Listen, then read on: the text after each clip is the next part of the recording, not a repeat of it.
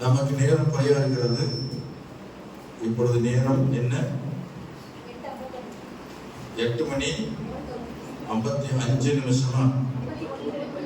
51. Okay,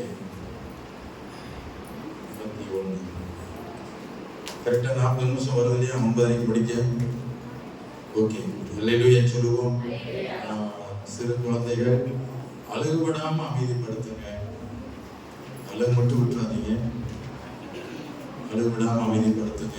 அங்கேயும் தவக்க விடாதீங்க. பிரசங்கத்தை கேட்கும் போது பிள்ளைகள் பின்னாடி முதல் சட்டுன்னு அடிக்கீங்க, கவனத்தை மாத்துங்க. அதனால கொஞ்சம் பிள்ளைகளை கவனமாக பார்த்துக்குங்க, அங்கேயும் திரும்ப வேண்டாம். கர்த்தருக்கு ஸ்தோத்திரம். வாசிப்போம். மத்தேயு எழுதின சுவிசேஷம் 6 அதிகாரம் 6 வசனத்தை வாசிக்கலாம். மத்தேயு 6 அதிகாரத்தில் 6 வசனம். நீயோ ஜெபம் பண்ணும்போது உன் அறை வீட்டுக்குள் பிரவேசித்து உன் கதவை பூட்டி அந்தரங்கத்தில் இருக்கிற உன் பிதாவை நோக்கி ஜெபம் பண்ணு. அப்பொழுது அந்தரங்கத்தில் பார்க்கிற உன் பிதா வெளியரங்கமாய் பலன் உனக்கு அளிப்பார். வெளியரங்கமாய் உனக்கு பலன் அளிப்பார். கர்த்தருக்கு ஸ்தோத்திரம். நீயோ ஜெபம் பண்ணும்போது உன் அறை வீட்டுக்குள் பிரவேசித்து உன் கதவை பூட்டி அந்தரங்கத்தில் இருக்கிறவன் பிதாவை நோக்கி ஜெபம் பண்ண. அப்பொழுது அந்தரங்கத்தில் பார்க்கிறவன் பிதா வெளியரங்கமாய் உனக்கு பலன் அளிப்பாராக. கர்த்தருக்கு ஸ்தோத்திரம். நம்முடைய வாழ்க்கையில ஜெபம் எவ்வளவு முக்கியத்துவம் வாய்ந்திருக்கிறது என்பதை இந்த மத்தேயு 6:6 தேவன் தெளிவாய் சொல்லியிருக்கிறார். ஜெபம் என்பது பரலோகத்திலிருந்து தேவன் நமக்கு கொடுக்கப்படுகிற நன்மையான காரியங்கள். மனிதனால் செய்ய முடியாத காரியங்களை ஜெபம் செய்கிறது. மனிதன் செய்ய முடியலன்னு எதை சொல்றோமோ அதை ஜெபத்தினால் அது செய்யப்படுகிறது. ஜெபம் எவ்வளவு முக்கியமானது என்பதை இயேசு கிறிஸ்துடைய ஜெப வாழ்க்கை முன்மாதிரியாக இருக்கிறது. இயேசு கிறிஸ்து சீசர்களுக்கு முதலாவது கற்றுக் கொடுத்தது ஜெபம்தான். எப்படி நாங்கள் ஜெபிக்க வேண்டும் என்று சீசர்கள் இயேசுவை பார்த்து கேட்டார்கள். Praise the lord. அல்லேலூயா. ஏன் கேட்டார்கள்? இயேசு எப்போ பார்த்தாலும் என்ன செய்தார்?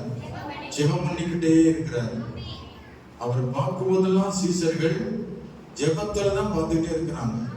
தனியாய் போய் வனாந்தரமான இடத்துல போய் ஜெபம் பண்றார். அப்புறம் மலையில போய் நாம் முழுவதும் கண் விழித்துக் கொண்டு தூங்காமல் ஜெபித்துக் கொண்டிருக்கிறார். அல்லேலூயா, அல்லேலூயா. கர்த்தர் அடிக்கடி வனாந்தரத்திலும் மலைகளிலும் தன்னந்தனியாய் போய் அவர் ஜெபிப்பதை சீஷர்கள் ஃபாலோ பண்றாங்க. இயேசு என்னென்ன பண்றார் என்று பார்க்கும்போது அவர் அதிகமாய் ஜெபம்தான் அதிகமாய் செய்தார். சீஷர்களுக்கு ஆசை வந்தது, ஆண்டவரே நீ ஜெபிப்பது போல நானும் ஜெபிக்கணும், எப்படி ஜெபிக்கணும் கற்றுக் கொடுங்கன்னு சொல்லி கேட்டதற்கு ஆண்டவர் கற்றுக் கொடுத்தார். இந்த மத்தேயு 6 அதிகாரத்துல 9ஆம் வசனத்திலிருந்து வாசிக்கிறேன். நீங்க ஜெபம் பண்ண வேண்டிய விதமாவது, பரமண்டல எங்கள் பிதாவே, உம்முடைய நாமம் பரிசுத்தப்படுவதாக, உம்முடைய ராஜ்யம் வருவதாக, உம்முடைய சித்தம் பரமண்டலத்தில் செய்யப்படுவது போல பூமியிலேயும் செய்யப்படுவதாக. எங்களுக்கு வேண்டிய ஆகாரத்தை இன்று எங்களுக்கு தாரும். எங்கள் கடனாளிகளுக்கு நாங்கள் மன்னிக்கிறது போல எங்கள் கடன்களை எங்களுக்கு மன்னியும். சோதனைக்கு புறப்படாமல் தீமை நின்று எங்களை ரட்சித்துக் கொள்ளும். ராஜ்யமும் வல்லமையும் மகிமையும் என்றென்றைக்கும் உம்முடையதிலே. ஆமென். ஒரு சுருக்கமான ஒரு ஜெப மாதிரியை சீசர்களுக்கு ஆண்டவர் கற்றுக் கொடுக்கிறார். அல்லேலூயா. இந்த ஜெபத்தை மாதிரி இதையே மனப்பாடம் பண்ணி நாம் ஜெபிக்கிறதுக்கல்ல. உங்கள் ஜெபத்துடைய நோக்கம் இதற்குள்ளேதான் இருக்க வேண்டும். நீங்கள் 1 மணி நேரம் ஜெபம் பண்ணாலும் சரி, நீங்கள் 12 மணி நேரம் ஜெபம் பண்ணாலும் சரி, இவர் கொடுக்கப்பட்ட அந்த மாதிரிக்குள்ளதான் நம்முடைய ஜெபத்தினுடைய அமைப்பு இருக்க வேண்டும். அல்லேலூயா சொல்லுமா. எப்படி துவங்குவது எப்படி முடிப்பது என்பதை கற்றுக் கொடுத்தார். சிலருக்கு ஆரம்பிக்க தெரியும், முடிக்க தெரியாது. சிலருக்கு முடிக்க தெரியும், ஆரம்பிக்க தெரியாது. ஆரம்ப ஜெபத்துல எப்படி இருந்தா நமக்கு தெரியும், ஜெபிக்கவே தெரியாது. ஆனால் ஆண்டவர் நமக்கு கற்றுக் கொடுத்தார். ஜெபிக்கிறவன் இந்த உலகத்தை ஜெயிப்பான். அல்லேலூயா. ஜெபம் இல்லாமல் இருக்கிற விசுவாசிகள் வாழ்க்கையில தோல்வியோட காணப்படுகிறார்கள். ஜெபத்தை அலட்சியம் பண்ணுகிறவர்கள் அநேக தோல்வியிலே இன்றைக்கு விழுந்து கிடக்கிறார்கள். ஆண்டவர் இயேசு ஒருவருக்கு ஜெபம் தேவைப்பட்டால் மனிதனாகிய நமக்கு எவ்வளவு அதிகமாய் தேவைப்படுகிறது என்பதை யோசித்து பாருங்கள். அவர் மகா பரிசுத்தர், அவர் நீதிபரர், அவருக்கு ஜெபம் தேவைப்படாது. ஆனால் மனிதனாகிய நாம் அவருடைய அடிச்சுவடுகளை, அவருடைய ஜெபத்தின் முன்மாதிரியை கற்றுக்கொள்ள அவர் மனிதனுக்காகவே அவர் ஜெபத்தை மேற்கொண்டார். மனிதனுடைய கண்கள் அவரை பார்க்கட்டும், அவரை பின்தொடரட்டும், அவரை போல எல்லா மனுஷனும் ஜெபிக்கும் என்று உலக மக்களுக்கு ஒரு முன்மாதிரியாக இயேசு ஜெப வீரராய் வழங்கினார். அல்லேலூயா, அல்லேலூயா. ஆகவே இயேசு எல்லா சத்தியங்களையும் கற்றுக்கொள்வதற்கு முன்பதாக எப்படி ஜெபிக்கும் என்று கற்றுக் கொடுத்தார். அதான் முதல் பாடம். ஆமென், அல்லேலூயா. சின்ன வயசுல நீச்சல் எப்படி கற்றுக்கொண்டோம்? எத்தனை பேர் நீச்சல் அடிக்க தெரியும்? நீச்சல் பழகிறவங்க, அவங்களை எந்த கிணத்தை தள்ளி விட்டாலும் தப்பிச்சு வந்துருவீங்க.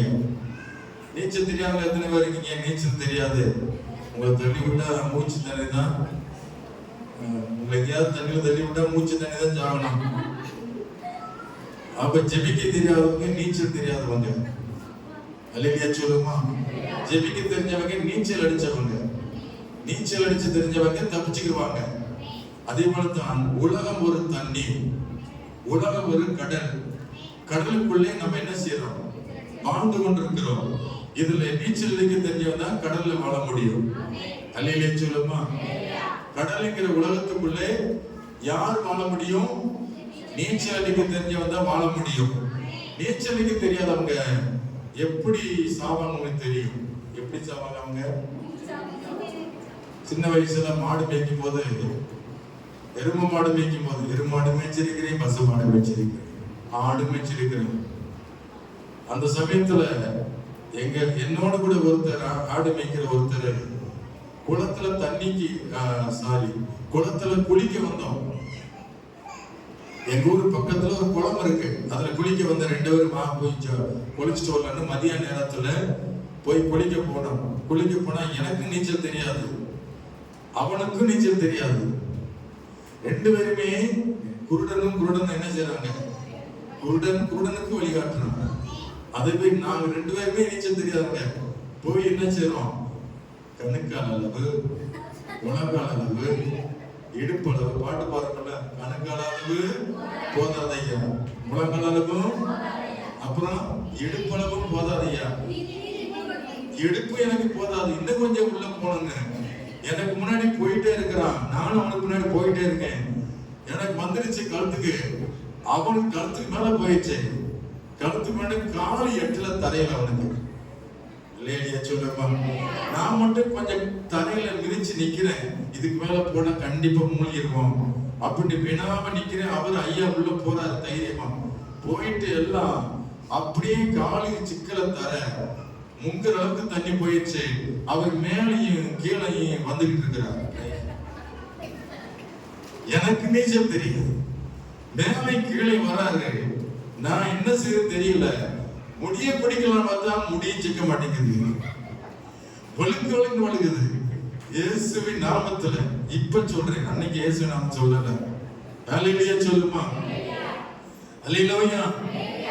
எனக்கு போராட்டம், அவனை எப்படியாவது காப்பாத்தணும். நான் செத்தால் பரவாயில்லன்ட்டு என்ன பண்ணி எப்படியாவது 2 விரல நீட்டி 2 முடி கிடைச்சது.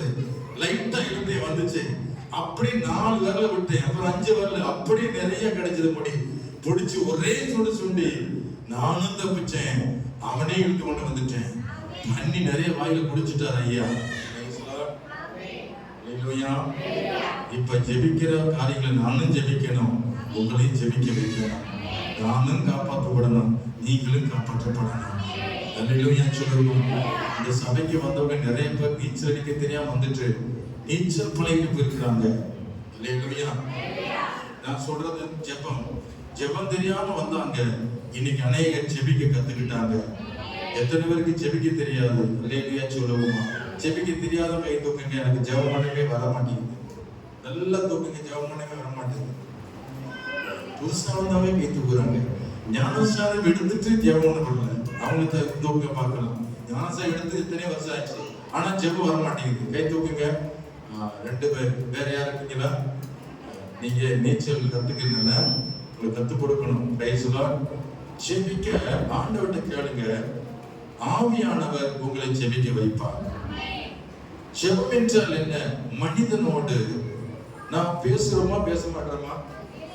மனுஷனோட பேசுறீங்களா? ஃப்ரெண்டோட பேசுறீங்களா? அப்ப எவ்வளவு நேரம் பேசுறோம்? மந்தையில உட்கார்ந்தா கதையா பேசுவோம். ஆமென். நமக்கு பிரியமான நண்பர் வந்துட்டா போதும், நேரம் போறதே தெரியாது. மணிக்கணக்கா பேசுவோம், நல்ல அரட்டடிப்போம், ஜோக்கு சொல்லுவோம், நடந்ததெல்லாம் சொல்லி சொல்லி சிரிச்சுக்கிட்டு இருப்போம், நேரம் போல தெரியாது. ஆனால் ஆண்டவரோடு கூட பேசுவதற்கு நமக்கு நேரம் கிடைக்க மாட்டேங்குது. அப்படி மாத்திரம் ஒரு நண்பரை மாதிரி இயேசுவை நினைச்சுக்கிட்டீங்கன்னா ஆட்டோமேட்டிக்கா நீங்க ஜெபம் பண்ண ஆரம்பிச்சிருவீங்க. அல்லேலூயா சொல்லுமா. இயேசு ஒரு நல்ல நண்பர். எப்படி ஃப்ரெண்ட நீங்க நம்புறீங்க, மனுஷனை நம்பி நீங்க மணிக்கணக்கா பேசுறீங்களே, அதை பார்க்கலும் அதிகமான உண்மையான நண்பர் இயேசு கிறிஸ்து. அவரோட மனந்திருந்து என்ன செய்யணும்? பேசணும். Praise lord. அல்லேலூயா. ஜெபம் என்றால் என்ன? நாம் தேவனோடு பேசுவது, மனந்திருந்து பேசுவது, உண்மையை பேசுவது, ஆண்டவரிடத்துல நம்முடைய பாரத்தை எல்லாம் சொல்லுவது. சிலர் எங்களிடத்தில் நிறைய பிரச்சனைகளை எங்களிடத்தில் அறிக்கை செய்வார்கள். அப்படி அறிக்கை செஞ்சுட்டு நான் கேட்கிறேன், எங்களுக்கு தான் கஷ்டமா இருக்கும். அறிக்கை செஞ்சவங்களுக்கு விடுதலை கிடைச்சிடும். அல்லேலூயா சொல்லுமா. அவங்க மனசுக்குள்ள வச்சதெல்லாம் கொண்டு வந்து இறக்கி வச்சுட்டு போயிடுவாங்க. நாங்க கேட்டு கேட்டு நொந்து போய் தவிச்சு போய் உட்கார்ந்திருப்போம். Price lord. அல்லேலூயா. அல்லேலூயா. அவங்களுக்கு விடுதலை கிடைச்சிடும். ஆனா யாருக்கு விடுதலை கிடைக்காது? கேட்டுக்கிட்டு இருந்த எங்களுக்கு விடுதலை கிடைக்காது. அடுத்தடுத்து ரெடியா இருப்பாங்க. நிறைய இடத்துக்கு கூலிட்டு போறோமா, கேட்டு கேட்டு கேட்டு அழுத்து போய் கடைசியில் நாங்க சூழ்ந்து போய் வீட்டுல உட்கார்ந்து ஜெபம் பண்ணுவோம். Praise lord. அல்லேலூயா. அப்ப எங்கிட்ட அறிக்கிறது எல்லாமே உங்களுக்கு விடுதலை உண்டு. ஜெபத்துக்கு நீங்கள் ஆண்டவர்கிட்ட பேசுங்க. மனுஷன்கிட்ட அதிக நேரம் பேசுறதை பார்க்கல. நிறைய பேரை பார்த்திருக்கேன், மனுஷனோட நிறைய பேசி பேசி தவிக்கிறாங்க. ஆனால் அதனால ஒரு பிரயோஜனம் இல்லை. நீ கர்த்தரோடு பேசி பாருங்க, அதுல எவ்வளவு பெரிய ஆசீர்வாதம் இருக்கு. ஆமென் சொல்லுமா. நீ அந்த நேரத்தில் பார்க்கிற உன் பிதாவை நோக்கி நீ ஜெபித்தால் கர்த்தர் உனக்கு வெளியரங்கமாய் உனக்கு பலன் அளிப்பார். நம்முடைய வாழ்க்கையில எவ்வளவோ தேவை, போராட்டம் இருக்கு. அதெல்லாம் மனுஷன்கிட்ட சொல்ல வேண்டாம், தேவனிடத்தில் சொல்லுங்கள். அல்லேலூயா. தேவனிடத்தில் சொல்லுவதுதான் ஜெபம். மனுஷனிடத்தில் சொல்வது அது வெறும் பேச்சு. நீங்க மனுஷனிடத்தில் சொல்றது அப்படியே கண்ணை மூடி ஆண்டவரிடம் சொன்னீங்கன்னா அதுதான் ஜெபம். ஸ்தோத்திரம் பண்ணிக்கொண்டே, இயேசுவே உமக்கு ஸ்தோத்திரம், என் வியாதிக்காக ஸ்தோத்திரம், என் வியாதியிலிருந்து சுகமாக்குங்க, இயேசுவே உமக்கு ஸ்தோத்திரம், என் பிள்ளையை தொடுங்க, இயேசுவே உமக்கு ஸ்தோத்திரம், என் தகப்பனே என்னுடைய கணவனை தொடுங்க, என்னுடைய கூட பிறந்த சகோதரனை தொடுங்க, அவங்களை தொடுங்க, ரட்சிங்க, அவங்க கஷ்டத்தை மாத்துங்க. இயேசப்பா உமக்கு ஸ்தோத்திரம். இதை சொல்ல தெரியாதா? கொத்தனார கட்டடம் கட்டுறாருல, எப்படி கட்டுறாரு? ஸ்தோத்திரம் செங்கல், ஏசப்பா ஸ்தோத்திரம் சாந்து, செங்கல் சாந்து, செங்கல் சாந்து. கட்டடம் போதா மேல? அப்படிதான் ஸ்தோத்திரம் ஏசப்பா உமக்கு ஸ்தோத்திரம் ஏசப்பா. செங்கலம் அந்த சாந்து வைத்து வைக்கும் பொழுது கட்டடம் மேல போகுது. அதே போல நீங்க ஸ்தோத்திரம் பண்ணிக்கிட்டே சொல்ல சொல்ல அந்த ஜெபம் என்கிற கட்டடம் மேல போய்கிட்டே இருக்கும். கை வைத்து சொல்லுவாங்க. அல்லேலூயா. ஜெபம் என்றால் ஸ்தோத்திரமும் உங்கள் குறைபாடுகள் சேர்ந்தது, துதியும் பாடலும் சேர்ந்ததுதான் ஜெப வாழ்க்கை. ஒரு பாட்டை பாடணும், ஸ்தோத்திரம் பண்ணணும். அல்லேலூயா சொல்லுமா. உங்களுடைய வேதனையை சொல்லணும், உங்க கஷ்டத்தை சொல்லணும், உங்களுடைய பிரச்சனை சொல்லணும், உனக்கு என்ன தேவை என்பதை இயேசுவிட்ட அறிக்கையிடுவதுதான் ஜெபம், விண்ணப்பிக்கிறதான் ஜெபம். எத்தனை பேர் அப்படி செய்றீங்க? அல்லேலூயா சொல்லுமா. நான் ஆண்டவர்ட்ட ஜெபம் பண்ணது எதுவுமே வீண் போகவே போகாது. ஒருவேளை உங்களுக்கு பதில் வரலைன்னா நாளைக்கு பதில் வரும். ஒருவேளை நாளைக்கு பதில் இல்லைன்னா அடுத்த மாசம் பதில் வரும். அடுத்த மாசம் பதில் இல்லைன்னா அடுத்த வருஷமாவது உனக்கு வந்து சேரும். எப்படியாவது உங்க ஜெபம் வீண் போகாது. ஆகவே ஜெபிக்கிறவர்கள் சோர்ந்து போகாது. அல்லேலூயா. ஆண்டவருடைய சமூகத்துல எப்பொழுதும் ஜெபம் பண்ண பழகிக்கொள், அதை வழக்கமாக மாற்றிக் கொள்ளுங்கள். எப்படி காலை உணவு சாப்பிடுறீங்க? காலை உணவு சாப்பிடுறீங்களா? சாப்பிட்டீங்களா? ஸ்தோத்திரம். மதிய உணவு சாப்பிடுவீங்களா? ஸ்தோத்திரம். இரவு உணவு சாப்பிடுவீங்களா? இது எப்படி வந்துச்சு இந்த பழக்கம்? யார் சொல்லி கொடுத்தாங்களா? காலை சாப்பிடு, மதியம் சாப்பிடு, நைட் சாப்பிடு சொல்லி கொடுத்தாங்களா? ஆனா ஜெபத்தை மட்டும் சொல்லி கொடுக்க முடியாது இருக்கு. காலையில ஜெபம் பண்ணு, மதியம் ஜெபம் பண்ணு, நைட்டு ஜெபம் பண்ணு சொல்லி கொடுத்தாலும் செய்ய மாட்டாங்க. ஆனா சாப்பாடு மட்டும் பாருங்க, சாப்பிட்டு சொல்ல வேண்டியதில்லை, சட்டி பிட்டியே போய் உருட்டி தட்டுல சோத்தை போட்டு இணைஞ்சிருவோம். யாரையும் எதிர்பார்க்க மாட்டோம், போட்டு சாப்பிட்டுருவோம். Price lord. அல்லேலூயா. ஜெபத்தை மட்டும் ஜெபம் பண்றா, ஜெபம் பண்றா, ஜெபம் பண்றா, சாப்பிடுறான் சாப்பிடுறான் சாப்பிடுறான்னு சொல்லி யாராவது கட்டாயப்படுத்துறோமா? பசிச்சா பாட்டு சாப்பிடுறாங்க. ஜெபம்ங்கிற ஒரு பசி, உங்களுக்கு ஒரு பசி வரணும். ஏசப்பட்ட நான் ஜெபம் பண்ணுவேன். அல்லேலூயா சொல்லுங்கம்மா. எப்படி தண்ணீருக்காக தாகம் எடுக்கிறதோ அதுபோல ஜெபத்திற்கு ஒரு தாகம் வரணும். ஆண்டவரே நான் ஜெபிக்கணும், ஆண்டவரே காலையில ஜெபம் பண்ணணும், அதிகாலையில நான் ஜெபம் பண்ணணும், மதியத்துல ஜெபம் பண்ணணும், நேரம் கிடைக்கும் போதெல்லாம் ஆண்டவரே உம்மோடு நான் பேசணும். எத்தனை பேர் விசுவாசிக்கிறீங்க? அல்லேலூயா. நேரம் கிடைக்கும் போதெல்லாம் இயேசுவோட பேசணும். தனி கதவை அடைச்சு ஆண்டவர்கிட்ட பேசணும். உன் அறை வீட்டுக்குள் பிரவேசித்து உன் கதவை பூட்டி அந்தரங்களுக்கு பார்க்கிற உன் பிதாவை நோக்கி நீ ஜெபம் பண்ணு. அப்பொழுது வெளியரங்கமாய் உனக்கு மனதளிப்பு என்ற வசனம் நிறைவேறும். அந்த நேரத்தில் என் கண்ண மூடி மனுஷனுக்கு தெரிய வேண்டிய அவசியம் இல்லை. கர்த்தருக்கு தெரிந்தா போதும். உன் சத்தத்தை அவர் கேட்டா போதும். உன் கண்ணீரை அவர் பார்த்தா போதும். உன் வேதனை அவர் தெரிஞ்சா போதும். அதற்கு ஒரு முடிவு வரும். கர்த்தர் பதில் அளிப்பான். ஆண்டவருக்கு பேர் உண்டு, ஜெபத்தை கேட்கிறவரே. அல்லேலூயா. வல்லமையான ஜெபம் பண்ணணும். வல்லமையான ஜெபம் எப்படி பண்றது? கர்த்தருக்கு ஸ்தோத்திரம். மத்தேயு 7:7 வாசிக்கிறோம். கேளுங்கள் அப்பொழுது கொடுக்கப்படும் சொன்னார். ஆமென். கேளுங்கள் அப்பொழுது கொடுக்கப்படும். கேட்கிறவன் எவனும் பெற்றுக் கொள்கிறான். யோவான் 14:14 வாசிக்கிறேன். என் நாமத்தினாலே எதை கேட்டாலும் உனக்கு தருவேன் சொன்னான்.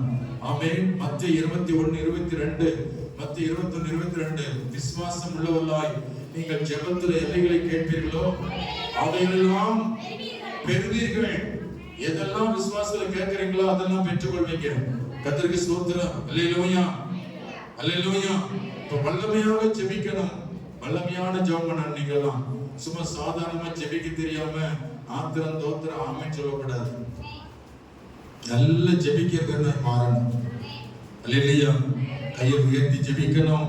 உணவாக படியிட்டு ஜெபிக்கணும். பாருங்க, முதல்ல ஜெபம் பண்ணும்போது நமக்குள்ள ஒரு மனம் வரணும். அப்போஸ்தலர் 2:1 வாசிக்கிறோம். ஒரு மனதோடு ஜெபிக்கணும். ஒரு மனம் வரணும். 2 பேர் இருக்கீங்களா? 2 பேர் ஒன்று சேரணும். அப்படியானால் உங்களுக்குள்ள கசப்புகள் இருக்கக்கூடாது. ஆமென். ஜெபிக்கிறவங்களுக்குள்ள என்ன இருக்கக்கூடாது? கசப்பு, கோபம், மற்றவர்களை குறித்ததான குறைபாடு, குற்றப்படுத்துதல் இதெல்லாம் இருக்கக்கூடாது. ஒருவர் பேர்ல ஒரு குறை இருந்தால் அதை என்ன செய்யணும்? அறிக்கையிட்டு பாவத்தை மன்னிக்கணும். கசப்பு இல்லாம ஜெபிக்கணும். பிரிவினை இல்லாம ஜெபிக்கணும். ஒருமனப்பட்டுள்ளா ஜெபிக்கணும். அந்த ஒருமனமா ஜெபிக்கிற ஜெபத்துல வல்லமை இருக்கிறது. அல்லேலூயா. அப்போஸ்தலர் 2 அதிகாரம் 1 வசனம் சொல்லுகிறது, பெந்தெகோஸ்தே நாள் வந்தபோது அவர் எல்லாரும் ஒருமனப்பட்டு ஒரு இடத்துல கூடி வந்தார்கள். பாருங்க, 120 பேர் எருசலேமிலே மேல் வீட்டறையிலே என்ன செய்தார்களாம்? ஒருமனப்பட்டு கூடி வந்தார்களாம். கூடி என்ன செஞ்சாங்க சொல்லுங்க? ஒன்று கூடி என்ன பண்ணாங்க? விளையாட்டாங்களா? கதை பேசுனாங்களா? ஊரு கதையை பேசுனாங்களா? புரணி பேசுனாங்களா? இன்னைக்கு நம்ம ஆட்கள் புரணியை விடுங்க, விடிய பேசுவாங்க. அல்லேலூயா சொல்லுமா? ஊர் விட்டு புரணி எல்லாம் பேசுவாங்க. அதனால என்ன கிடைக்கும் உங்களுக்கு? ஒண்ணும் கிடைக்காது. வருத்தம் வரும், சண்டை வரும், அப்புறம் பிரச்சனை வரும், பிரிவினை வரும். புரணி பேசுறதை விட்டுட்டு ஒருமனப்பட்டு வாங்க கூடி ஜெபம் பண்ணுவோம். அப்படி யாராவது சொல்றீங்களா வீட்டுல? அல்லேலூயா சொல்லுங்க. வாங்க கூடி ஜெபிப்போம் சொல்றீங்களா?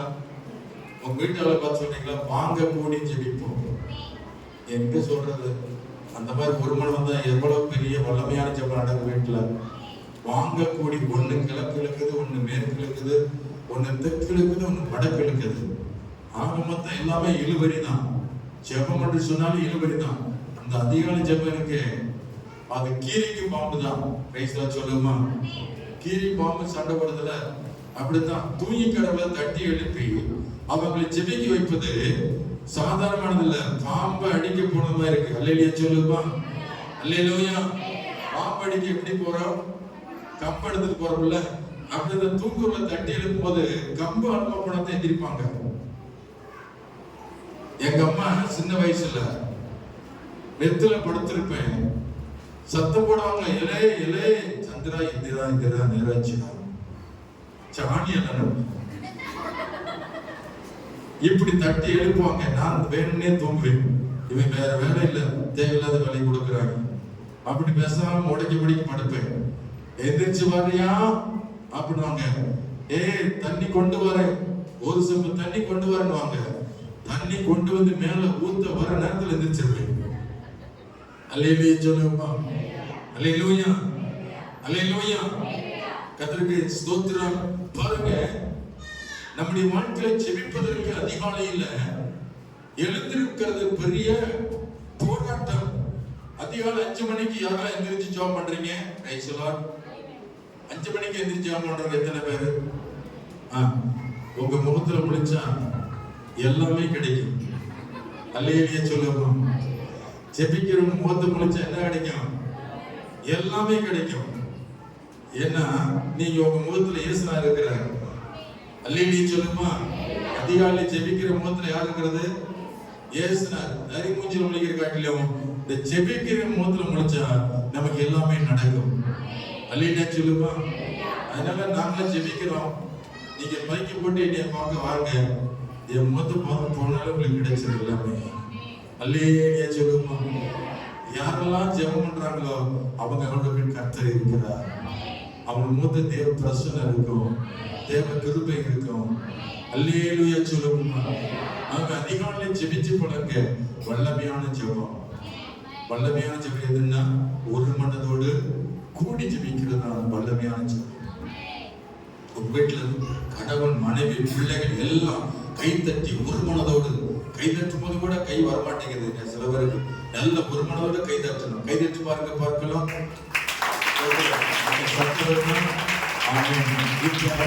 கைதட்டுவது ஒரு மனம். அதே போல அல்லேலூயா சொல்லுங்க, ஒரு மனமா? அல்லேலூயா. இப்படி ஒரு மனம் வரணும். அல்லேலூயா. கர்த்தருக்கு ஸ்தோத்திரம் சொல்லுங்க எல்லாரும். எவ்வளவு அழகா இருக்கு. அதுதான் வீட்டிலேயும் இந்த மாதிரி நடக்கணும்.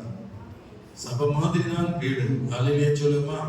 எப்படி சபையில கூட்டி சேர்க்கணுமோ அவங்க வீட்டுல ஒரு மனம் வேணும். குடும்ப ஜெபம் ஒரு மனம் வரணும். அது வல்லமையான ஜெபமாய் மாறும். அல்லேலூயா. 102 பேர் கூடி ஜெபிச்ச போது ஆவியானவர் வல்லமையா இறங்கினார். ஆகவே ஒருமனப்பட்ட ஜெபத்துல வல்லமை இருக்கிறது என்று வேதம் சொல்லுகிறது. அல்லேலூயா சொல்லுவோமா? அப்போஸ்தலர் 12:5 வாசிக்கிறோம். சபையார் எல்லாரும் என்ன செய்தாங்க?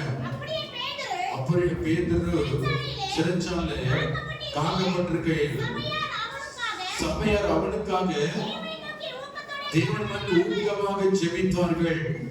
ஊக்கமாக ஒருமனப்பட்டு ஜெபித்த போது அங்கே தூதன் இறங்கி வந்தான்.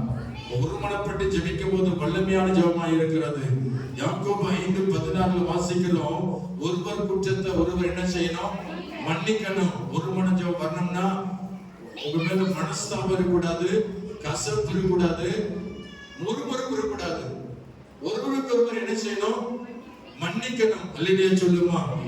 யாரும் மன்னிக்கலையோ அவங்க ஜெபம் கேட்கப்படாது. விசுவாசிக்கிறீங்களா? அல்லேலூயா சொல்லுமா. யார் குற்றத்தை யார் மன்னிக்காம இருக்காங்களோ அவங்க ஜெபம் கேட்கப்படாது. வல்லமையான ஜெபம் மாறாது. நீதிமான் செய்யும் ஊக்கமான வேண்டுதல் அது மிகவும் பலனுள்ளதா இருக்கிறது. நீங்க நீதிமானா இருக்கிறன்னா மற்றவருடைய குறையை மன்னிக்கணும், மறக்கணும். கசப்போடு இருந்து ஜெபம் பண்ணா உங்க ஜெபம் கேட்கப்படாது. ஆகவே நீதிமானாய் மாறுங்கள். அல்லேலூயா சொல்லுமா. அல்லேலூயா. பிறர் குற்றங்களை மன்னித்து அவர்களோடு ஒருமனப்பட்டு ஜெபம் பண்ணிப்பார்கள். வல்லமையான ஜெபமாய் மாறும். அல்லேலூயா. இரண்டாவது வல்லமையான ஜெபமாய் மாறும்னா அப்போஸ்தலர்கள் 21:5 படிங்க. நமக்கு நேரம் ஆயிற்று. ஸ்தோத்திரம். சீக்கிரம். நாங்கள் புறப்பட்டு போகையில் அவர்கள் எல்லாரும் மனைவிகளோடும் பிள்ளைகளோடு கூட பட்டணத்துக்கு புறம்பே எங்களை வழிவிட்டு அனுப்பும்படி அப்போஸ்தலர் 21:5 தானே. வழிவிட்டு அனுப்பும்படி வந்தார்கள். அப்பொழுது கடற்கரையிலே நாங்கள் முழங்கால் படியிட்டு ஜெபம் பண்ணினோம். அல்லேலூயா சொல்லுமா. அப்ப வல்லமையான ஜெபம்னா உங்கள் முழங்கால் படியிடலாம். முழங்கால் படியிட்டு ஜெபிக்கிறவங்க எத்தனை பேரு? Price the Lord. முழங்காலில் நின்று ஜெபிக்கிறவங்க எத்தனை பேரு? தோத்திரம். இப்ப முழங்கால் போட போறீங்க. முழங்கால்னா என்ன உங்களுக்கு நம்ம கற்றுக் கொடுக்கணும். முழங்கால் நிற்போமா? கொஞ்ச நேரம் ஒரு நிமிஷமாவது முழங்கால் நிற்பீங்களா? ஒரு நிமிஷமாவது. உங்க காலில் தழும்பு இருக்கா? என் காலில் மொழியில தழும்பு இருக்கு. கருப்பா இருக்கு. ரெண்டு மொழியிலும் கருப்பா இருக்கு. ஏன்னா பாறையில முழங்கால் போட்டது, மண்ணுல முழங்கால் போட்டது. கடற்கரையில போய் முழங்கால் போட்டு ஜெபம் பண்ணிருக்கிறேன். அவன் முழங்காலில் நின்று ஜெபிக்கிற ஜெபம் ஒரு வல்லமையான ஜெபம். அல்லேலூயா சொல்லுவோம். எத்தனை பேர் முழங்கால் போட முடியாதவங்க போட வேண்டாம். முழங்கால் போட முடிந்தவங்க கொஞ்சம் நெட்ட முழங்கால குடிஞ்சுக்கிட்டோ அல்லது ஏதோ ஒரு மாதிரி நிக்காதீங்க. முழங்கால் முழு சரீரம் நிக்கணும். இயேசுடைய சரீரம் ஆணியில தொங்கினது. இயேசு சரீரம் சிலுவையில முழு சரீரம் ஆணியில தொங்கிச்சான். அட்லீஸ்ட் முழங்கால்ல உங்க சரீரம் தொங்கணும். பிரைஸ் தி லார்ட் சொல்லுமா. முழங்கால்ல உங்க உடல் பகுதி, இருதயம், தலை வெயிட்டு, அந்த இருதய வெயிட்டு, தொடை வெயிட்டு எல்லாம் எதுல இருக்கணும்? முழங்கால்ல நிக்கணும். நிக்க முடியுமா? எத்தனை பேர் நிக்கிறீங்க? முழங்கால புண்ணு இருந்தா நிக்க வேண்டாம். முழங்கால முடமா இருந்தா நிக்க வேண்டாம். பின்னாடி முடமாய் மறப்பது அதான் முழங்கால் போட முடியல. ஒருவேளை இப்போ முடமா இருந்தா போட வேணாதீங்க. இப்போ முழங்கால் நின்று கொஞ்ச நேரம் பிரைஸ் தி லார்ட். யாரெல்லாம் முழங்கால் போடலையா அவங்களை தட்டி எழுப்புங்க பார்க்கலாம். முழங்கால் போடாதவங்கள கொஞ்சம் கை தூக்கி விடுங்கவங்கள. இல்ல வலிக்குதுன்னா அவங்க இருக்கட்டும். முழங்கால புண்ணு இருக்குன்னா உட்காரட்டும். இப்ப எத்தனை பேர் முழங்கால் நிக்கிறீங்க? சின்ன பிள்ளைங்க கூட சொல்றேன், சிறுவர்களும் முழங்கால நிக்க. கண்ணை மூடுங்க. முழங்கால் போட்டு எல்லாரும் கண்ணை மூடுங்க. முழங்கால் ஞாபகம் முடங்கும், நாவுகள் ஞாபகம் அறிக்கையிடும். இயேசுவுக்கு முன்னாடி முழங்கால் படியிடுகிறவர்கள் ஆசீர்வதிக்கப்படுவார்கள். வல்லமையான ஜெபங்களாய் மாறுவார்கள். முழங்கால நின்று இயேசுவே சொல்லுங்க. இயேசுவே, நான் முழங்கால் நின்று ஜெபிக்கிற பிள்ளையா மாற்றுங்க. நான் முழங்கால் நின்று ஜெபிக்கிற பிள்ளையா மாற்றுங்க. நான் முழங்கால் நின்று யுத்தம் பண்ணுவேன். நான் முழங்கால் நின்று ஜெபிப்பேன். சொல்லுங்க. முழங்கால் நின்று ஜெபிப்பேன். முழங்கால் நின்று நான் ஜெபிப்பேன். என் முழங்காலை பலப்படுத்தும். என் முழங்காலில் ஆண்டவர் சுகம் உண்டாக்கும். என் முழங்கால் வலிக்காதபடி ஜெபிக்கணும். இயேசுவின் நாமத்திலே நான் முழங்கால் படியிட்டு வல்லமையான ஜெபவீரனாய் மாறணும். சொல்லுங்க. நான் வல்லமையான ஜெபவீரனாய் மாறணும். நான் முழங்கால் படியிட்டு ஜெபம் பண்ணுவேன். என்னை அர்ப்பணிப்பேன். இயேசுவின் நாமத்தில். ஆமென். அல்லேலூயா. அல்லேலூயா. எல்லாரும் உட்காருவோம். நீங்களாவது ஈஸியா முழங்கால் போட்டு எந்திரிச்சிருவீங்க, உட்காந்துருவீங்க. நான்லாம் இவ்வளவு பெரிய வெயிட்டை வச்சுக்கிட்டு 92 வெயிட்டை வச்சு முழங்கால் போட்டு எந்திரிக்கிறேன். முழங்காலையும் வலிக்குது. இருந்தாலும் வைராக்கியம். அல்லேலூயா சொல்லுமா. கர்த்தருக்காக வைராக்கியம் எனக்கு இன்னும் இருக்கிறது. வைராக்கியமா ஜெபிக்கணும். எலியா வைராக்கியமா ஜெபம் பண்ண முழங்கால் படியிட்டு. ஆமென் சொல்லுமா. அல்லேலூயா. எலியாவின் ஜெபம் அக்னியை கொண்டு வந்துச்சான். அவன் நீங்கள் ஜெபிக்கும் போது முழங்கால் படியிட்டு ஜெபம் பண்ணுங்க. லூக்கா 22ஆம் அதிகாரம் 41 42 பாருங்க. லூக்கா 22ஆம் அதிகாரம் 41 42. அப்புறம் போய் இயேசு கிறிஸ்து முழங்கால் படியிட்டு, பிதாவே உமக்கு சித்தமானார் இந்த பாத்திரம் என்னை விட்டு நீங்க கூடுமானால் நீங்கும்படி செய்யும். ஆகிலும் என்னுடைய சித்தத்தின்படி அல்ல உங்களுடைய சித்தத்தின்படி ஆகப்படுவது என்று ஜெபம் பண்ணினார். இயேசு எப்படி ஜெபம் பண்ணாருங்க? சொல்லுங்க, இயேசு எப்படி ஜெபம் பண்ணாரு? முழங்கால் படியிட்டார். சிலுவையில் அறையப்படுறதுக்கு முன்னாடி கெத்செமனே தோட்டத்திலே போய் அவர் முழங்கால் படியிட்டு ஜெபம் பண்ணினார். ஹல்லேலூயா, ஹல்லேலூயா. நீங்கள் முழங்கால் படியிட்டு ஜெபம் பண்ணும் பொழுது ஆவியானவர் உங்கள் முழங்காலை பலப்படுத்துவார். புதிய பலன் உண்டாகும். உங்களுக்கு மணிக்கணக்காய் முழங்கால் எண்ணி ஜெபிக்கலாம். கர்த்தர் பஞ்சுமத்தை போல ஆக்குவார்கள் முழங்கால. அல்லேலூயா சொல்லுமா? நீங்க உணர்வீங்க. கொஞ்ச நேரம் ஆக வலிக்கும், கொஞ்ச நேரம் 5 நிமிஷம் வலிக்கும். விடாதீங்க, விடாம நீங்க தொடர்ந்து முழங்கால் ஜெபம் பண்ணி பாருங்க. பரிசுத்தாவி நிரப்ப நிரப்ப நிரப்ப முழங்கால் போறதே உங்களுக்கு தெரிஞ்சிருக்காது. அது பஞ்சுமெத்த மாதிரி தெரியும். 2 முழங்காலும். அல்லேலூயா சொல்லுமா? நான் அனுபவிச்சிருக்கிறேன். அந்த முழங்கால நின்று 2 மணி நேரமா முழங்கால் நின்று இருக்கிறேன். அது அனுபவிச்சிருக்கிறேன். அப்புறம் மணிக்கணக்கா போகும்போது முழங்கால் நிக்கிறது எனக்கு தெரியாது. அல்லேலூயா. கர்த்தர் முழங்காலை பலப்படுத்துவார். நீங்க முழங்கால் ஜெபிச்சு போடுங்க. கர்த்தர் வல்லமையான ஜெபவீரராய் மாற்றுவார். அல்லேலூயா, அல்லேலூயா. அப்போஸ்தலர் 9 அதிகாரம் 40 வாசிக்கிறோம். அப்போஸ்தலர் 9:40 கர்த்தருக்கு ஸ்தோத்திரம். அப்போஸ்தலர் 9:40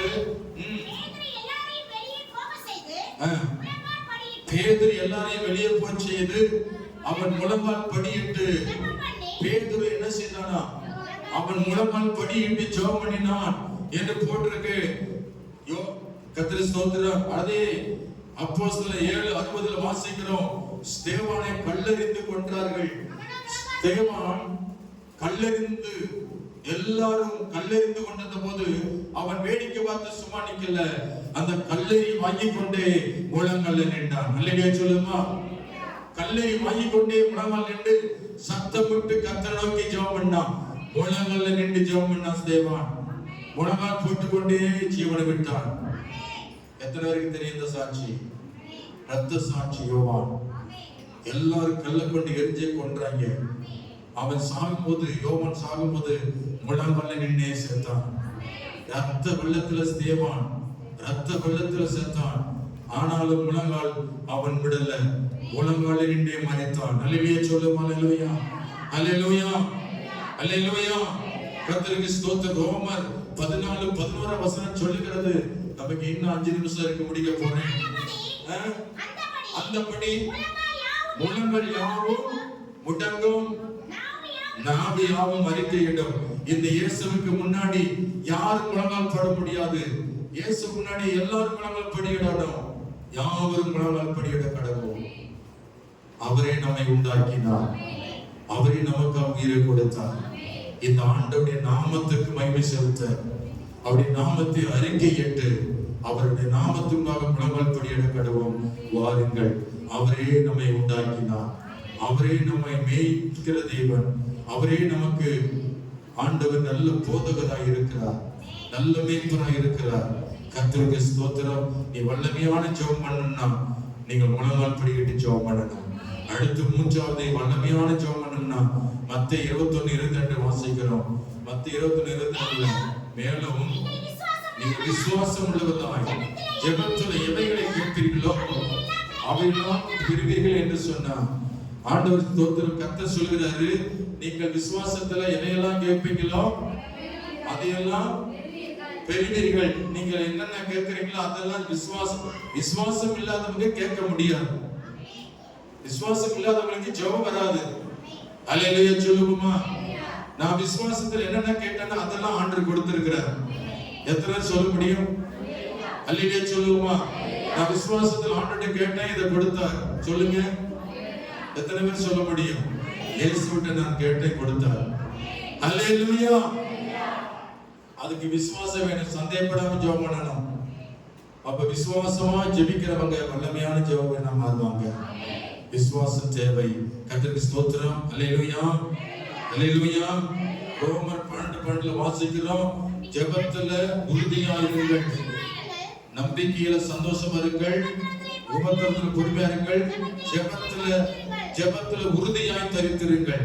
யாக்கோபு 5:15 வாசிக்கிறோம், விசுவாசமுள்ள ஜெபம் பிடியாலை ரட்சிக்கும். விசுவாசமுள்ள ஜெபம் பிடியாலை ரட்சிக்கும். நீங்க விசுவாசத்தோடு ஜெபம் பண்ணினா வியாதி சுகமாகும், உங்க நோய் குணமாகும். அப்படி விசுவாசம் தேவை. ஜெபிக்கிறவங்களுக்கு விசுவாசம் தேவை. நீங்க விசுவாசத்தோடு சந்தேகப்படாமல் என் ஆண்டவர்கிட்ட போறேன், என் ஆண்டவர்கிட்ட அறிக்கையிடுவேன், அவர்கிட்ட நான் சொல்லுவேன், என் குறைய சொல்லுவேன், அவர் என் குறைய தீர்ப்பார், அவர் எனக்காக யாவை செய்து முடிப்பார் என்று அறிக்கையிடுங்கள். அறிக்கையிட்டு இயேசுவின் சமூகத்துல ஜெபித்து பாருங்கள். நீங்க என்ன கேட்கிறீங்களோ அதை இயேசு தப்பாமல் தருவார். அல்லேலூயா, தப்பாமல் தருவார்.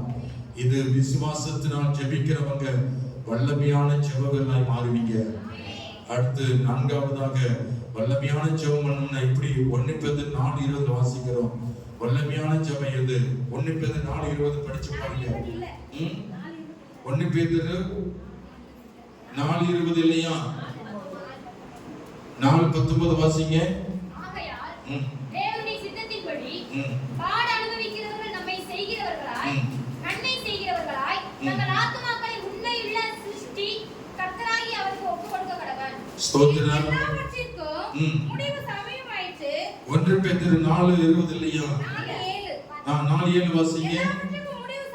எல்லாவற்றிற்கும் முடிவு சமயமா இருக்கிறது. ஆகையால் தெரிந்த புத்தியுள்ள இருந்து ஜெபம் பண்ணுவதற்கு ஜாக்கிரதையா இருங்கள். அப்போ ஜெபம் பண்றதுக்கு எப்படி இருக்கணுமா? ஜாக்கிரதையா இருக்கணும். கர்த்தருக்கு ஸ்தோத்திரம். எபேசியர் 6:18 வாசிக்கிறோம். யூதா 20 வசனங்களை படிச்சு பாருங்க.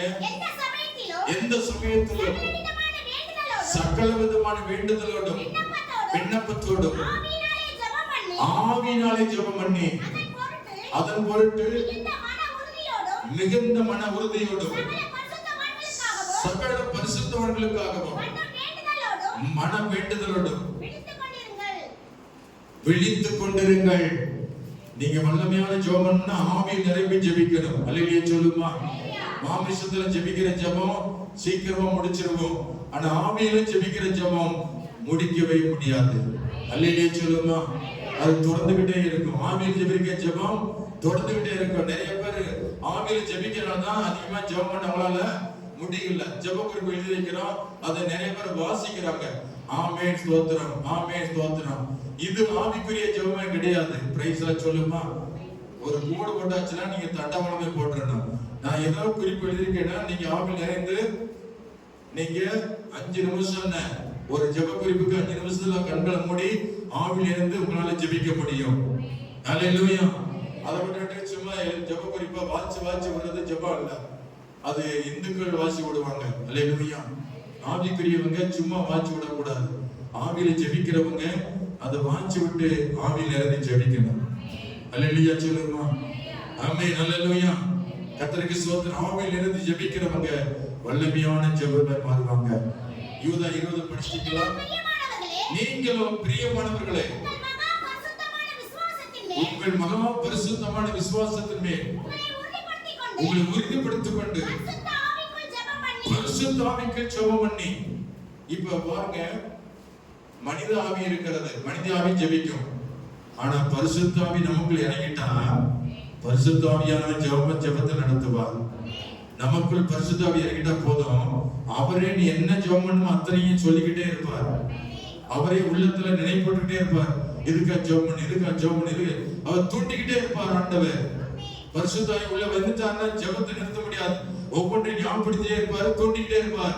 அல்லேலூயா சொல்லுமா? அப்படிப்பட்டவங்க ஜெபங்களாய் மாறுவார்கள். வல்லமையான ஜெபமாய் மாறிவிடும். ஆகவே தொடர்ந்து கர்த்தருக்கு ஸ்தோத்திரம். 5வது காரியம், ஆமென். 1 தெசலோனிக்கர் 5:17 வாசிக்கிறோம். 1 தெசலோனிக்கர் 5:17 இடைவிடாமல் ஜெபியுங்கள். இடைவிடாமல் ஜெபம் பண்ணுங்க. ஜெபத்தை நிறுத்தாதீங்க. ஜெபம் பண்ணி முடிச்சிட்டு அவ்வளவுதான் அப்படி திருப்தி அடையாதீங்க. அடுத்து ஜெபம் பண்ணிக்கிட்டே இருங்க. இடைவிடாமல் ஜெபிக்கிறவன் இந்த வல்லமையான ஜெபங்கள் மாற முடியும்.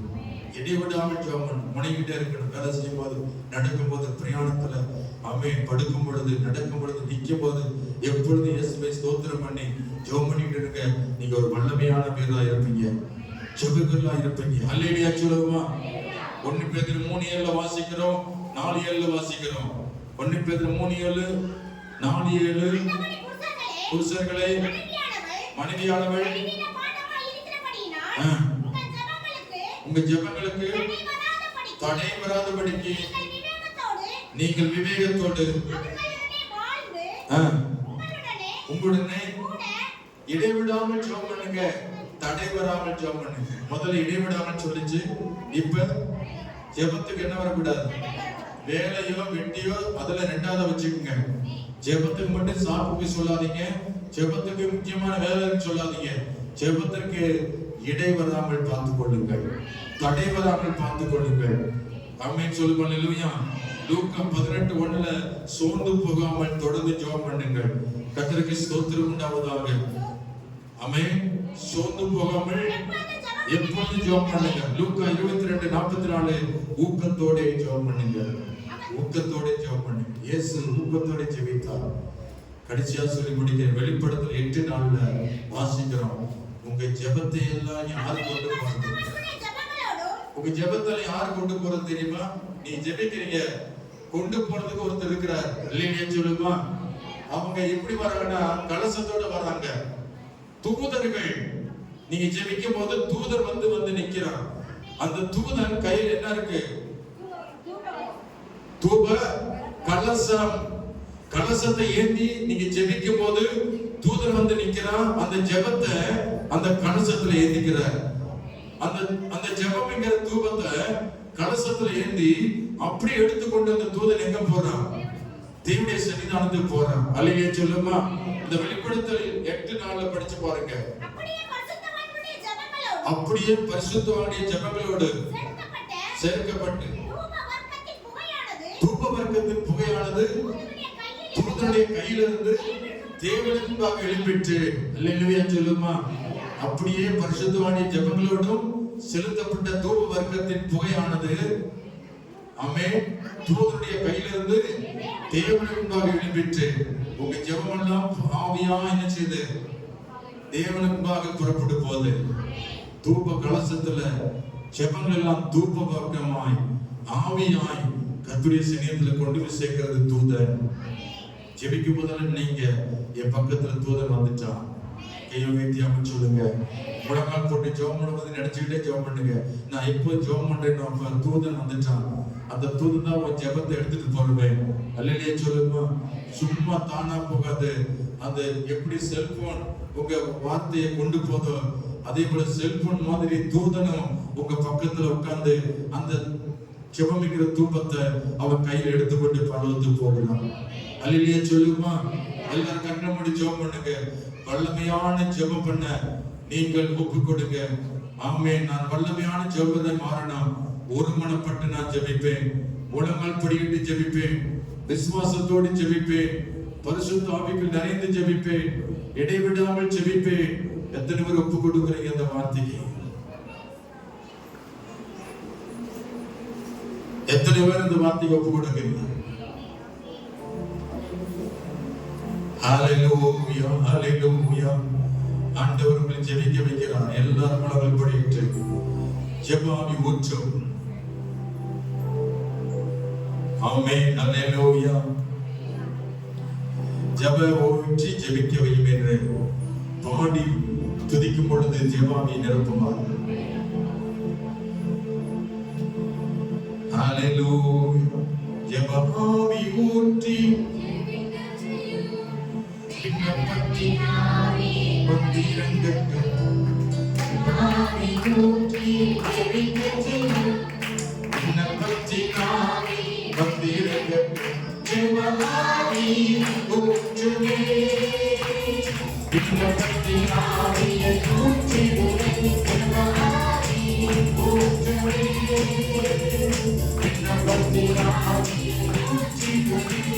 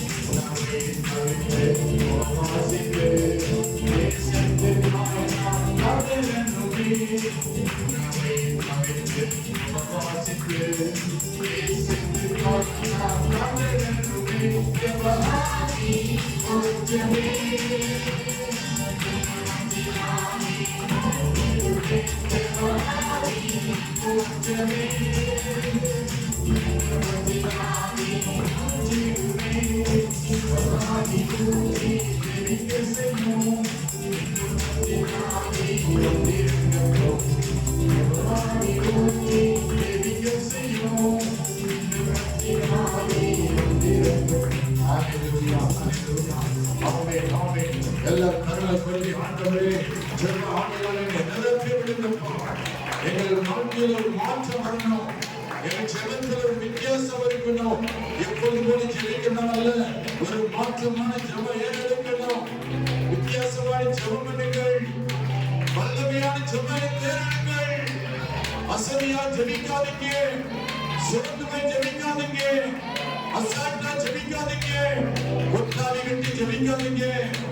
உற்சாகமா ஜெபிங்க, வல்லமையா ஜெபிங்க, கண்ணீரோட ஜெபிங்க, விசுவாசத்தோட ஜெபிங்க, முழங்கால் படியிட்டு ஜெபிங்க. ஹல்லேலூயா. பிதாவே இயேசுவே, இந்த வேலைக்காக எங்களை தாழ்த்துகிறோம். இந்த சபை ஒரு ஜெபிக்கிற சபையாய் மாற்றி, நீ வந்திருக்கிற ஒவ்வொருவரையும் ஜெபவீரர்களாய் மாற்றி, வல்லமையான ஜெபத்தை ஏறெடுக்க ஒவ்வொருவரையும் தகுதிப்படுத்தி ஆசீர்வதியும். இயேசு கிறிஸ்துவின் நாமத்தில் ஜெபிக்கிறோம் பிதாவே, ஆமென். அல்லேலூயா. திருவிருந்துக்காக காத்திருப்போம். எல்லாரும் வரிசையா அமரலாம். திருவிருந்துக்காக நம்மை ஆயத்தப்படுத்துவோம்.